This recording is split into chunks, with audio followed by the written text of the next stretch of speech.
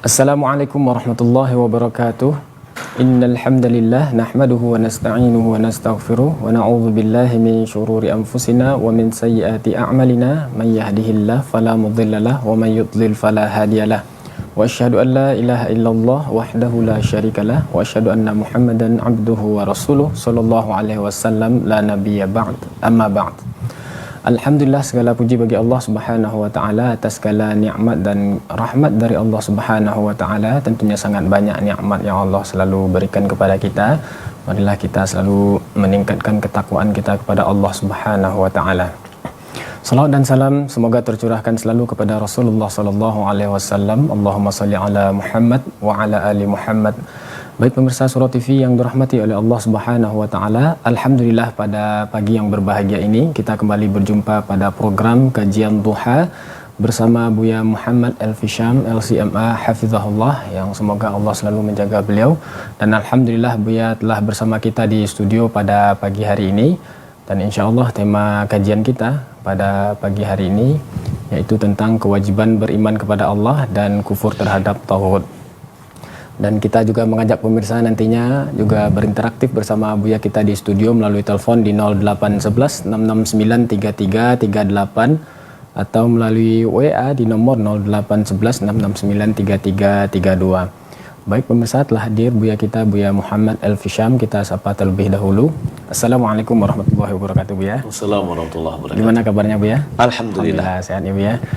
Tema kajian kita pada pagi hari ini yaitu tentang kewajiban beriman kepada Allah dan kufur terhadap tauhid ya Buya. Betul sekali. Ya. Baik pemirsa, mari kita simak dan kita dengarkan kajian bersama Buya Muhammad Elfi Syam. Kepada Buya kita persilakan Buya. Baik. Bismillahirrahmanirrahim. Assalamualaikum warahmatullahi wabarakatuh. Alhamdulillah rabbil alamin. Wal aqibatu lil muttaqin wa la udwana illa 'alal zalimin.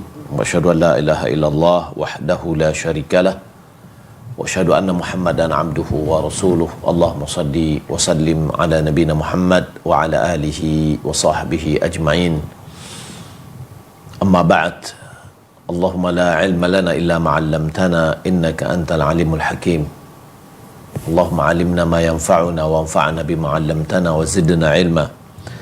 Allahumma inna nas'aluka 'ilman nafi'an wa rizqan tayyiban wa 'amalan mutaqabbala. Allahumma la sahla illa ma ja'altahu sahla wa anta taj'alul huzna in syi'ta sahla. Pemirsa belakang Allah Subhanahu wa taala, dengan selalu kita memuji dan memuja Allah Subhanahu wa taala atas segala nikmat dan karunia yang Allah limpahkan. Begitu banyak dan tidak terhitung bagi kita sedikit pun akan segala nikmat yang Allah telah berikan. Salat dan salam semoga dicurahkan oleh Allah Subhanahu wa taala kepada Nabi kita Muhammad sallallahu alaihi wasallam. Allahumma shalli ala Muhammad wa ala ali Muhammad. Kita lanjutkan kajian kita dari kitab Majmu'ah At-Tauhid. Kita masuk kepada pembahasan yang lain, yaitu tulisan pendek dari Syekh Muhammad bin Abdul Wahhab. Beliau mengatakan Bismillahirrahmanirrahim. I'lam rahimakallah anna awwala ma faradallahu ala ibni Adam al-kufra bit-taghut wal imana billahi. Ketahuilah, kata beliau, ketahuilah semoga Allah merahmatimu, bahwasanya amalan kewajiban yang pertama yang diwajibkan oleh Allah Subhanahu wa taala kepada anak Adam adalah mengingkari taghut dan beriman kepada Allah Subhanahu wa taala. Ini adalah kewajiban pertama yang Allah Subhanahu wa taala turunkan, dan itulah namanya tauhid. Yaitu kita mengimani Allah Subhanahu wa taala semata dan kufur atau mengingkari taghut. Mana dalilnya? Dalil adalah firman Allah Subhanahu wa taala dalam surah An-Nahl ayat 36. Walaqad ba'athna fi kulli ummatin rasulan an ya'budullaha wajtanibut taghut. Dan sungguh kami telah mengutus pada setiap umat seorang rasul. Jadi setiap umat itu ada rasul yang diutus oleh Allah Subhanahu wa taala. Apa seruan mereka? An ya'budullah wajtanibut taghut. Ibadatilah Allah dan jauhilah taghut. Ibadatilah Allah yaitu dekatlah kepada Allah. Ibadatilah Allah. Wajtanibut taghut dan jauhilah taghut, kufur dengan taghut, mengingkari taghut. Bagaimana cara kita mengingkari taghut itu? Fa amma sifatul kufri bit taghut, adapun cara kita kufur terhadap taghut itu, an ta'taqida butlana ibadati ghairillahi wa tatrukaha wa tubghidha wa tukaffir ahlaha wa tu'adihim. Kufur terhadap taghut itu adalah meyakini akan kebatilan pengibadatan kepada selain Allah. Meyakini batilnya pengibadatan kepada selain Allah.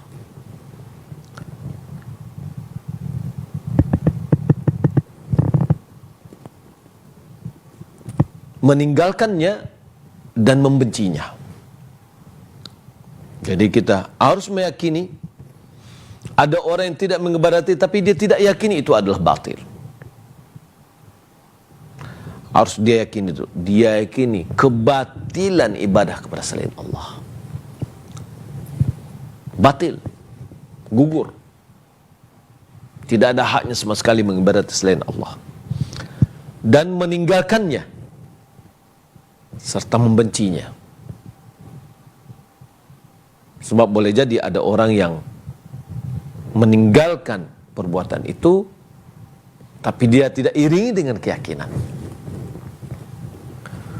Boleh jadi seorang itu dia tidak melakukan tapi tidak ada unsur dia benci, jijik.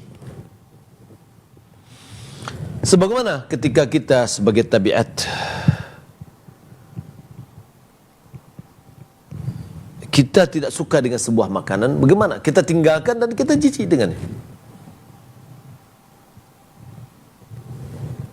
Maka boleh jadi kita meyakini ini adalah tidak bermanfaat karena mudarat. Nah, begitu juga hendaknya ketika kita mengkufur terhadap taghut, mengingkari taghut, yaitu meyakini kebatilan, ketidaksahnya ibadah yang diberikan kepada selain Allah. Maka dia tinggalkan ibadah itu dan dia benci. Serta pelakunya, maka dinilai hukum kafirlah pelakunya dan memusuhinya.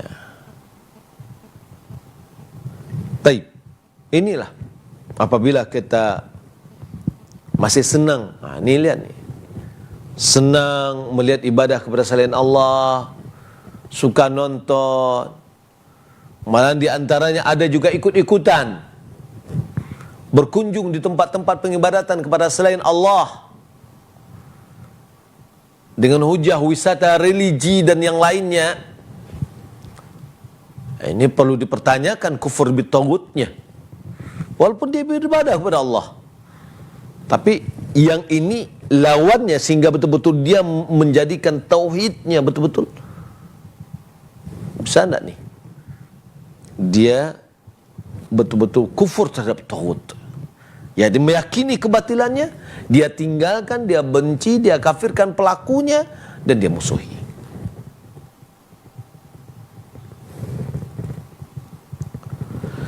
Wa ma ma'na al-iman billah. Iman dengan Allah ini apa? An ta'taqid anna Allah huwal haqqul ma'bud wahdahu duna man siwah. Beriman kepada taghut, beriman kepada Allah, kufur terhadap taghut, kita sudah yakini Beriman kepada Allah adalah meyakini annallah, Allah itu adalah huwal ilahul ma'bud, dialah ilah, Tuhan yang diibadati semata, duna man siwah, tanpa yang lain. Ada orang beribadah kepada Allah tapi punya keyakinan yang lain nih. Meyakini adanya orang yang mampu menguasai alam ini dengan merubah alur atau menghindar menahan hujan dan seterusnya, dikatakan yang pawang hujan. Ini dia apa namanya? Dikeragui keimanannya kepada Allah. Dan dikeragui akan kekufurannya kepada tagut.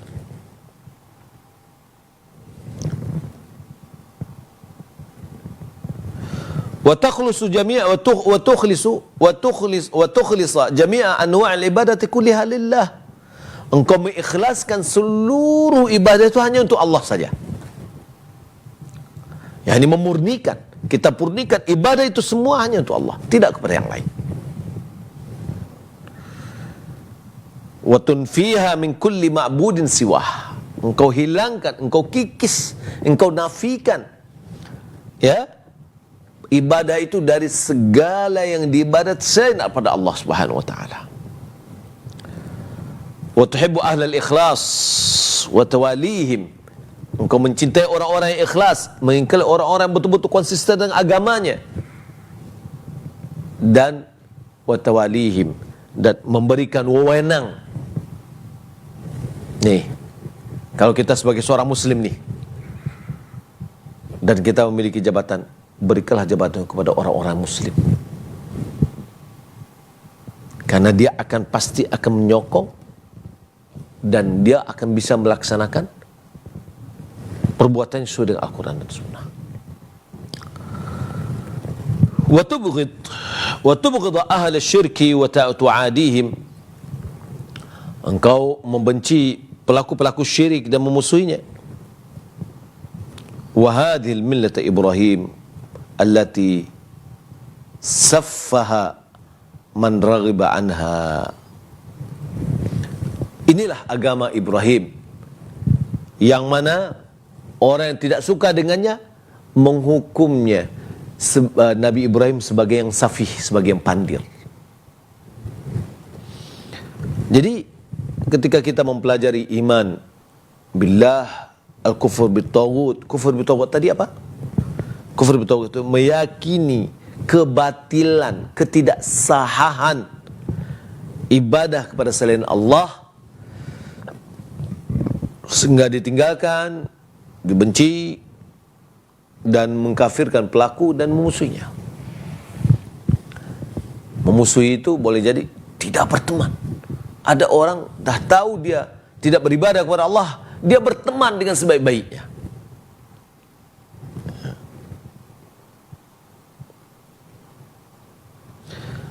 Baik.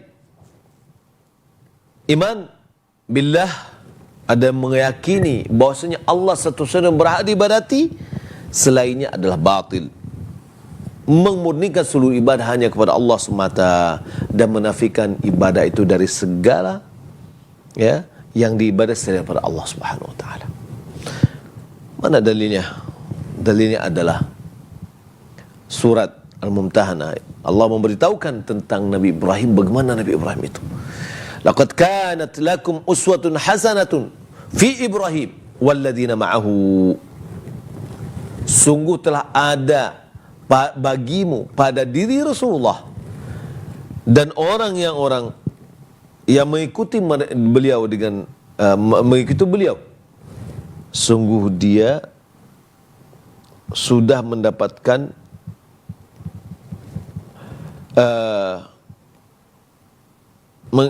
qad kanat lakum uswatun hasanatun fi Ibrahim walladzina ma'ah.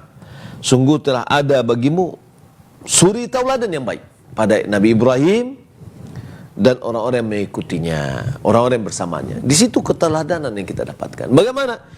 Keteladanan di mana? Idz qalu liqaumihim inna bura'a minkum wa mimma ta'buduna min dunillah. Sesungguhnya kami ini berlepas diri dari kalian Dan dari apa yang kalian ibadati selain Allah, kafarna bikum, kami telah mengingkari kalian. Wa bada bainana wa baitukumul adawat wal baghdha'u abadan.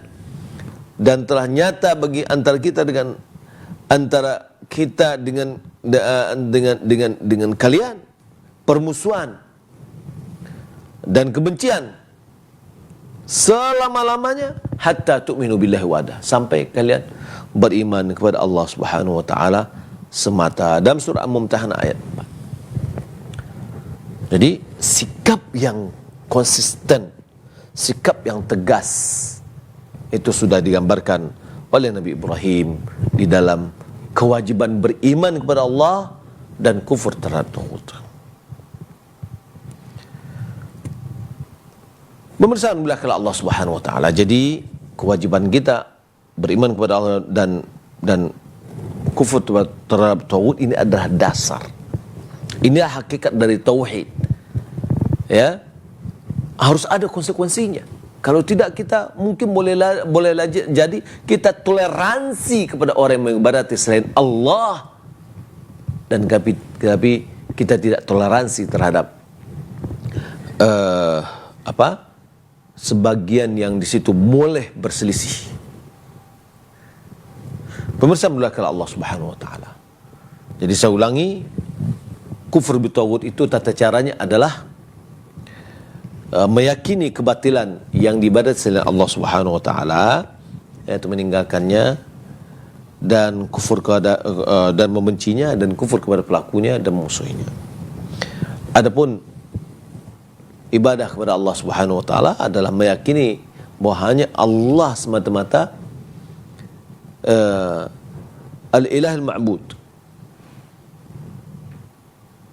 Bahwasanya Allah Subhanahu wa taala yang berhak untuk dibadati duna siwa, tanpa yang lain. Ya, dan mengikhlaskan seluruh ibadah hanya kepada Allah Subhanahu wa taala. Lalu menafikan kepada seibadah dari seluruh selain daripada Allah Subhanahu wa taala, lalu mencintai orang-orang yang ikhlas, memberikan jabatan kepada mereka, membenci pelaku syirik dan memusuhinya. Dan itulah yang dilakukan oleh Nabi Ibrahim. Kenapa? Karena kata lihat, Nabi Ibrahim bapaknya adalah seorang tukang membuat patung yang dibadati selain Allah Subhanahu wa taala. Dia nasihati, ya. Tapi terakhir Nabi Ibrahim dia tidak bisa mendoakannya karena dilarangnya mendoakan orang yang meninggal di atas kekafiran. Sampai di sini dulu pembahasan kita. Insyaallah pada pertemuan berikut kita akan membahas tentang apa-apa saja makna dari taghut itu, siapa pemimpinnya.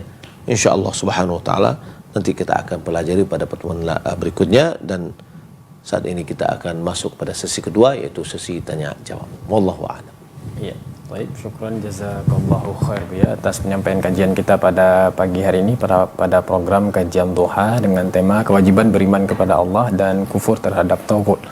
Selanjutnya kita mengajak pemirsa untuk berinteraktif bersama Buya di studio melalui telepon di 0811 669 3338 atau melalui WA di nomor 0811 669 3332. Dan kita ingatkan bagi pemirsa yang ingin bertanya melalui telepon agar mengecilkan volume televisinya terlebih dahulu atau agak jauh dari TV-nya. Baik, ini ada pertanyaan dari WA nih Bu ya. Bismillah, Assalamualaikum Bu ya. Hamba Allah dari Asahan nih Bu ya.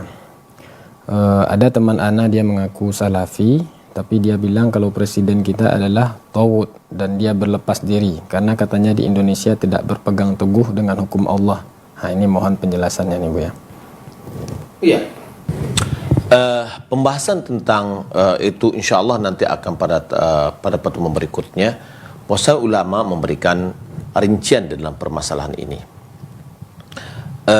Pengakuan seseorang terhadap bahwasanya dia salafi, akan tapi dia tidak mengikuti langkah-langkah ulama yang kompeten dalam masalah ini, tentu akan dipertanyakan, ya. dipertanyakan akan pengakuan itu. Namun di dalam pembahasan kajian ulama terhadap kekufuran kufurnya seseorang dalam masalah hukum, tentu ada pembahasannya. Ibnu Abbas dia mengatakan kufur duna kufur, yakni kekafiran di bawah dari kekafiran, yakni masuk kepada kufur ni'mah. InsyaAllah pada pertemuan berikutnya kita akan bahas lebih mendetail terhadap penilaian terhadap sebuah pemerintah yang apakah dia menjalankan syariat atau tidak, ya, wallahu a'lam. Ya, baik, syukran jazakallahu khair atas jawabannya. Selanjutnya kita masih mengajak pemirsa untuk berinteraktif bersama Buya di studio melalui telepon di 0811 669 3338 atau melalui WA di nomor 0811 669 3332. Baik, berikutnya masih dari WA nih Buya, pertanyaan dari hamba Allah. Assalamualaikum Buya. Afwan Buya, keluar dari tema nih Buya. Bagaimana cara mengetahui kita suci dari haid nih Buya? Karena saya sering was-was kalau mengenai penentuan habis masa haid ini Buya. Dan saya mendengar bahwa pada umumnya haid itu 6 hari. Tapi saya sudah lebih dari 6 hari. Mohon jawabannya Buya. Syukran Buya. Ya, bersih suci dari haid ini harus diketahui oleh seorang perempuan, karena ini adalah sebuah ketentuan takdir yang telah Allah takdirkan kepada anak wanita Adam, yaitu datangnya haid. Pertama kita lihat bahwa kebiasaan kita, kalau seandainya kita memiliki kebiasaan atau kebiasaan dari kalangan wanita yang ada di keluarga kita, biasanya mereka adalah seiring atau satu tipe, misal sepertinya atau pada umumnya. Yang kedua, memastikan seorang sudah bersih atau wanita sudah bersih dari haid. Maaf, ini sangat termasuk privasi ya. Sebagian diajarkan oleh Nabi SAW adalah dimasukkan kapas ke bagian vaginanya, kemudian dilihat. Kalau seandainya masih ada coklat, masih ada menguning, berarti itu masih ada masa haidnya. Sampai dia keluar, imma bersih kering keluarnya, atau yang kedua basah berlendir putih dan tidak ada lagi kuning atau coklatnya. Maka lendir putih itu sebagian ulama mengatakan itu adalah tanda dia sudah suci. Wallahu a'lam. Ya, syukron jazakallahu khair atas jawabannya. Selanjutnya kita masih memberikan kesempatan bagi pemirsa yang ingin bertanya melalui telepon di nomor 0811 669 3338 atau melalui WA di nomor 0811 669 3332. Ya, sepertinya sudah ada penelpon yang masuk, kita angkat. Silakan. Ya, silakan. Waalaikumsalam warahmatullahi wabarakatuh. Dengan Bapak siapa di mana? Dengan Pak Azam, Pak. Pak Azam di mana, Pak? Di Ulak Karang. Di Ulak Karang, ya. Silakan Pak, pertanyaannya Pak. Di Ulak Karang. Ya. Assalamualaikum warahmatullahi wabarakatuh. Waalaikumsalam warahmatullahi wabarakatuh. Begini Ustaz, melihat antusias umat menyambut kedatangan Habib Rizik. Nah, berkaitan dengan pertanyaan dari Sumatera Utara tadi, apakah ini merupakan satu indikasi bahwa pemerintahan sekarang itu mengarah ke tauhid? Ya, kan banyak umat itu antusias sekali menyambut Habib Rizik. Ya, akan mereka perlihatkan bahwa inilah pemimpin kita. Nah, ini apakah ini indikasi pemerintahan sekarang itu mengarah ke tauhid? Ya. Yang kedua, apakah hukumnya kita mengidolakan seorang Habib ini, sekarang kan mereka itu betul-betul dipuja-puja gitu. Nah, apakah ini menyalahi juga dalam agama kita? Nah, itu mungkin pertanyaan saya, Ustaz. Terima kasih. Assalamualaikum warahmatullahi wabarakatuh. Waalaikumsalam warahmatullahi wabarakatuh. Ya, pertanyaan yang pertama dari Pak Azam di Ulak Karang nih Bu ya. Melihat antusias umat menyambut Habib Rizik nih Bu ya. Apakah ini termasuk indikasi bahwa pemerintah kita mengarah ke tauhid nih Bu ya? Ya. Pertama, di dalam menentukan indikasi atau tidaknya, kita tentu tidak menjadikan dasar kita itu adalah perasaan, tapi adalah dasar kita adalah agama. Maka kita lihat insyaallah ta'ala dalam pertemuan berikutnya kita akan membahas tentang kapan dinamakan dengan tauhid, ya, sampai mana tingkatnya, dan masih banyak dari kalangan dari tokoh-tokoh masyarakat kita, baik itu di kalangan di dalam pemerintah atau yang di luar, bagaimana berupaya untuk menjadikan agama negara kita ini menjadi negara yang baik, ya, dan yang diharapkan. Adanya indikasi adanya kedatangan tokoh agama yang datang dari Arab Saudi untuk yang diisukan untuk datang pada waktu yang dekat. Antusiasnya banyak. Maka pertama adalah menunjukkan akan semangat agama dari masyarakat kita secara umum. Ya. Pengennya mereka adanya sebuah perubahan yang ada. Namun tentu bagi kita sebagai seorang muslim yang berpegang teguh dengan Al-Quran dan Sunnah, dan kita tentu juga perlu ada bimbingan-bimbingan dari ulama, terutama ulama-ulama yang betul-betul punya kompensasi di dalam masalah kemampuan dalam memberikan penilaian-penilaian dan gambaran-gambaran, ya. Mudah-mudahan kebaikan-kebaikan itu muncul di negara kita, ya, secara umum, dan tentu yang paling tepat, yang paling baik itu adalah ketika kita beragama, kita tidak beragama dengan mengikuti perasaan, tapi kita beragama mengikuti dari Al-Quran dan Sunnah dengan bimbingan-bimbingan ulama kita, ya. Dan semua yang kita lakukan adalah kita merujuk kepada Al-Quran dan Sunnah. Wallahu ta'ala alam. Iya, baik. Syukran jazakallah khair Bu ya. Tadi terkait pertanyaan yang kedua nih Bu ya. Hukum mengidolakan mereka tokoh-tokoh agama ini Bu ya, seakan-akan mereka dipuja-puja nih Bu ya. Ini gimana hukumnya di dalam syariat kita Bu ya? Hukum mengidolakan tokoh agama tersebut. Hukum mengidolakan tokoh agama. Mengidolakan itu perlu ada batasnya. Nabi SAW mengatakan, la tatruni kama atratin nasara Isa bin Maryam. Jangan kalian memuja-mujaku, memuja dan memujiku. Ya, jangan kalian memuja dan memujiku sebagaimana orang-orang Nasrani memuja-memuji Isa. Faqul inni Abdullah wa rasuluh. Sesungguhnya aku ini adalah hamba Allah dan Rasul. Faqulu Abdullah wa rasuluh. Katakanlah bahwasanya hamba Allah dan Rasul.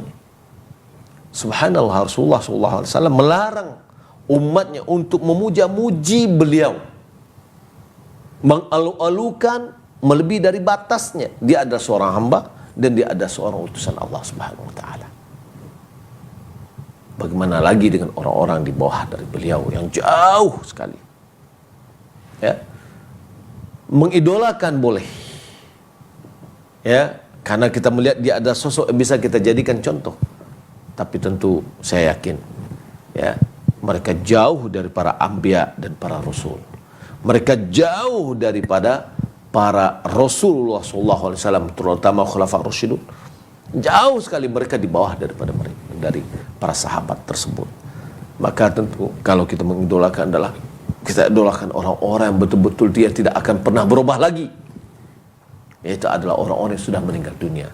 Saya, Bapak, atau siapapun dari tokoh-tokoh mungkin boleh jadi terjadi perubahan pada diri kita. Karena hati seorang manusia itu di antara jari jemari Allah Subhanahu wa taala. Allah bolak-balikkan sebagaimana yang Allah Subhanahu wa taala kehendaki dan inginkan. Maka sebaik-baik kita mencontoh adalah kepada yang sudah mengambil menang dari yang mengambil tuah dari yang menang. Sebaik kita melihat contoh kepada para sahabat tabi'in, ya, sehingga betul-betul kita bisa mendapatkan ilmu yang lebih. Wallahu a'lam. Ya, syukran, jazakallahu khair Bu ya. Selanjutnya pertanyaan dari WA nih Bu ya. Pertanyaan dari hamba Allah. Kenapa orang-orang yang bertauhid itu dimusuhi nih Bu ya? Kemudian tauhid itu maksudnya apa Bu ya? Dan kenapa Maulid Nabi itu bid'ah bagi para Wahabi, dan siapakah Wahabi itu Bu ya? Ini cukup banyak pertanyaannya Bu ya. Yang pertama, kenapa orang-orang yang bertauhid itu dimusuhi Bu ya? Orang-orang yang bertauhid dimusuhi itu ada sunnatullah. Sunnatullah. Orang yang bertauhid itu orang yang selalu di atas fitrah yang Allah Subhanahu wa taala tanamkan. Orang yang selalu menjalankan dari visi dari Allah Subhanahu wa taala menciptakan manusia dan jin. Dia akan bertentangan dengan hawa nafsu. Dia akan bertentangan dengan keinginan. Maka ini semenjak Nabi Nuh ditantang oleh kaumnya. Ya. Maka sudah sunnatullah orang yang bertauhid, ya, dia akan banyak tantangannya, tapi itu kembali kepada kita. Mau mempertahankannya, bonus atau hadiah bagi kita nanti adalah surga. Wallahu a'lam. Ya. Kemudian pertanyaan berikutnya Bu ya. Apa yang dimaksud dengan tauhid Bu ya? Kenapa Maulid Nabi itu bid'ah bagi para Wahabi nih Bu ya? Iya. Yang pertama apa? Yang dimaksud dengan tauhid Bu ya. Tauhid itu ma'ubida min dunillah. Apa yang diibadati selain daripada Allah Subhanahu wa taala. Tauhid ma'ubida min dunillah. Apa yang diibadati daripada Allah Subhanahu wa taala. Jadi setiap yang diibadati selain Allah itu adalah tauhid. Baik. Ya, kemudian kenapa Maulid Nabi itu bid'ah bagi para Wahabi, dan siapakah Wahabi itu Bu ya? Kenapa Maulid Nabi itu bid'ah? Yang maksud dengan Maulid Nabi di sini tentu perayaan ya, bukan kelahiran. Ada orang yang berusaha untuk nggak ada Maulid itu Maulid. Pasti semua orang mengatakan karena Maulid itu ada kelahiran Nabi. Sekarang secara istilah ketika ada orang menyebutkan, oh ada Maulidan, pasti orientasinya adalah ada perayaan terhadap kelahiran Nabi, pasti begitu. Walaupun dia tidak memakai secara bahasa Arab yang mana harus mengatakan Eid Maulid Nabi, tapi orientasi ketika seorang sudah baca mengatakan, dia pasti akan berpikir itu adalah perayaan akan kenapa Maulid Nabi. Kenapa dianggap bid'ah? Karena Nabi tidak pernah melakukan sesuatu amal yang tidak pernah dilakukan oleh Nabi, maka itu adalah bid'ah. Ya. Nah, apa itu Wahabi? Ya. Wahabi itu kalau kita tamasyi atau mengikuti alurnya yang dipahami oleh masyarakat, bahwa itu dinisbatkan kepada Muhammad bin Abdul Wahhab. Muhammad bin Abdul Wahhab. Namanya Muhammad, bapaknya Abdul Wahhab. Ya.